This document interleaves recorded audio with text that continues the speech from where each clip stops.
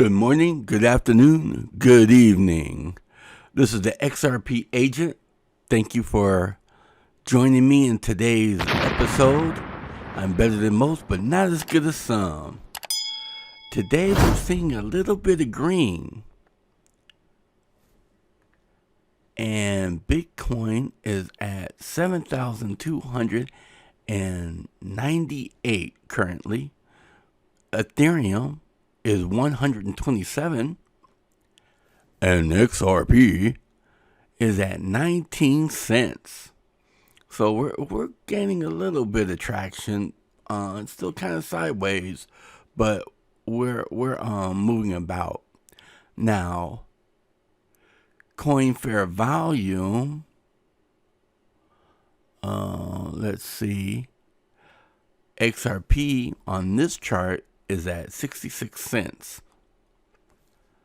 Now, I want to bring everybody's attention to when we had the bull run of 2017, the pipelines got clogged up. It took hours and in some cases days for Bitcoin transactions to finalize. I think I've seen some YouTubers say that their orders were stuck between 10 to 15 days and was never processed. Now, I've been seeing a lot of exchanges adopt Ripple. They're combining a lot of other cryptocurrencies and added them to XRP pairs. I think they're on the right track. Like BitTrue, their main exchange is for XRP. And when you have XRP, sorry about that, when you have XRP paired with other currencies, you have faster transaction times. It was two instances a couple months back where they had, I don't know exactly how they did it, but they transferred millions of dollars of Ethereum through the XRP ledger. And then they did that with Bitcoin. Now, if Bitcoin can get upgraded to the ledger, that will be good for everyone. I'm pretty sure Bitcoin maxis will probably disagree with that. You know, it's kind of like you have an old car, but you want to make it last as much as you can before you trade it in for a new one. It has sentimental value.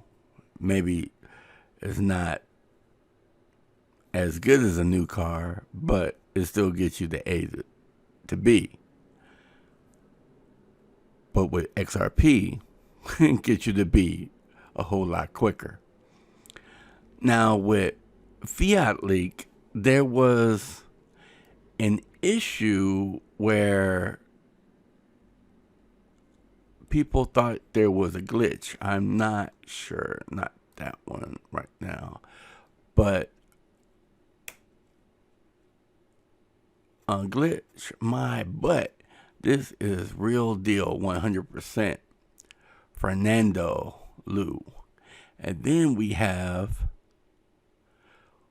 Sir Gordon Gecko off the Kraken Exchange. XRP is not a glitch. If this is not a glitch, that's great. If we're getting more volume, that's even better. But time will tell. In a few hours from now, we'll know exactly what's going on. But we know in 2020, more banks will be using Ripple. They probably already have a gang of XRP. But on the 1st of January, we'll know if the powers that be will flip that switch. Now, Stewart XRP, he posted this a while back, but I think it bears repeating. These 12 banks use XRP for 6 months in 2016. So let's check out what he mentions in this quick clip. Again, to tell you a story, 3 years ago, we actually experimented with 12 banks across different geographies who did not have pre-funding relationship with each other. We gave them a bunch of digital asset called XRP and asked them to use it to see if it works for cross-border payments as a bridge currency. They came back to us after 6 months and they said, look, it works beautifully, but we cannot use this. And there are two issues with this. Number one, it's highly volatile, so we cannot use it. Number two, my regulator will never allow me to use this. There is no risk weighting to this and it's too volatile. There is no way the central banks will allow me to use this. This was in 2015-16. So what we did was, and this is 3-4 years ago, before the whole concept of stable coins came into being. So we went back to the drawing board and came up with a new product, as I mentioned, ODL, on-demand liquidity.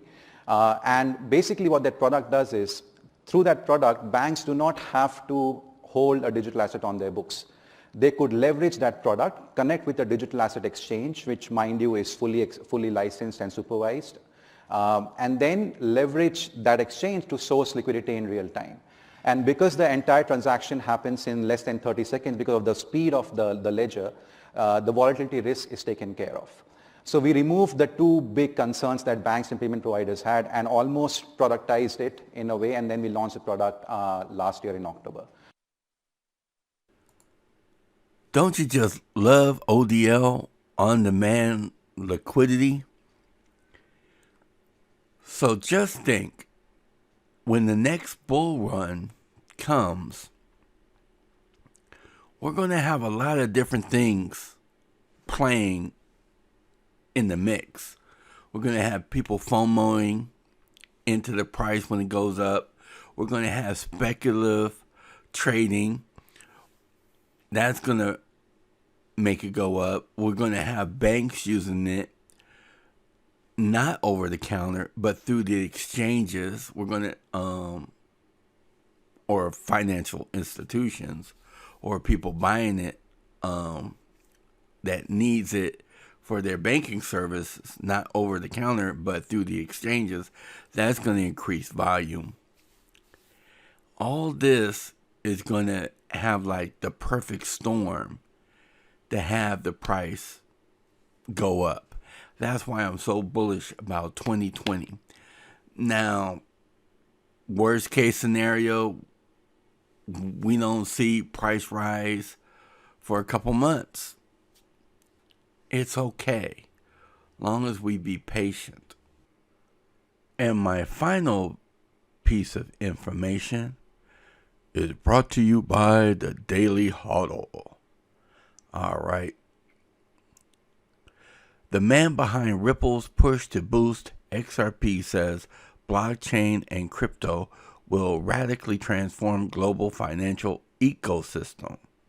I'm not going to read you the whole article, but I'll read you some of it and then I'll show you the video. The head of Ripple's investment and development arm, Xspring, says he expects blockchain and cryptocurrency to radically transform the way money moves around the world.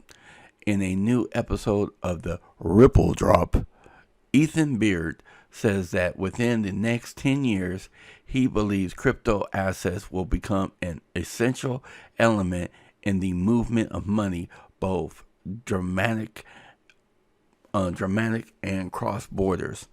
I predict over the next decade, we're going to see blockchain and cryptocurrencies really replace the entire underpinning of the infrastructure of the financial system, and the way money moves will touch a cryptocurrency everywhere in that stack. It may not end users using XRP or Bitcoin buy things, but any payment that you make will touch blockchain, will touch cryptocurrencies in some form. Brad is in charge of Ripple's multi-million-dollar push to boost development and adoption of XRP, as well as grow the blockchain and crypto ecosystem as a whole. All right, so let's take a look at that. Now, here's his segment right here. Let's check it out on the Ripple Drop 17. Looking back at the last year, what surprised you the most? So I think what I found most surprising this year was the launch of Libra. Not that anyone was surprised that another big tech company was getting into payments, but really the response to the launch. And it seems to me now that it may end up not launching at all due to the way in which they were skirting regulatory issues and frankly the fact that it's associated with Facebook. What was your aha moment for blockchain and crypto? My aha moment for blockchain and crypto really came as I started to dig into the world of payments, and I realized that the way that digital payments work today is all of us are just passing around IOUs to everyone. Pretty much any payment you make, whether it's through PayPal or through Venmo or something like that, it's just a bunch of IOUs being passed, whereas actually with blockchain and with cryptocurrency, you can actually send true value through the blockchain and there's no intermediary, there's no IOUs involved. Ethan, what are your predictions for blockchain and crypto in the next decade?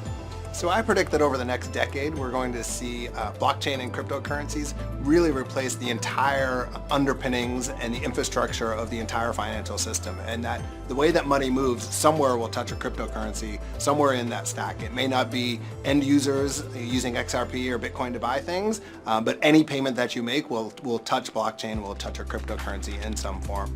This whole Ripple drop was full of information. So when you have a chance, just go to the Ripple's website and check out Ripple Drop 17 because it's very informative and Brad Garlinghouse, he laid some bombshells. But I'm real excited about 2020. If you're shaken, hold on tight. Just have faith. Everything will be okay. I hope you enjoyed this episode. This is the XRP Agent. Until next time, later.